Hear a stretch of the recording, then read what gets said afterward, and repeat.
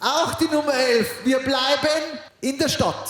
In der Früh um 6 Uhr ist eine Frau mit einem Handwagerl gelaufen, hat 2 Eimer drauf mit 2 Deckel, läuft sie über die steinerne Brücke drüber, geht bei Rot über die Ampel drüber, steht der Schutzmann da und sagt, Sie können da nicht bei Rot über die Ampel gehen.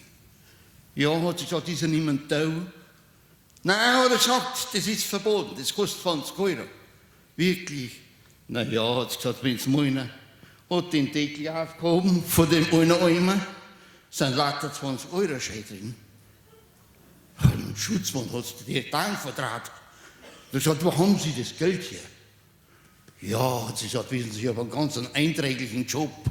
Ich stehe da hinter der Mickey-Bar, hinter dem Zaun, und wenn die Männer von der Bar rauskommen und ein bisschen an den Garten zahle, dann lange ich durch und sage 20 € oder ich schneide ihn ab. Mei, hat er gesagt, das ist aber ein gutes Geschäft.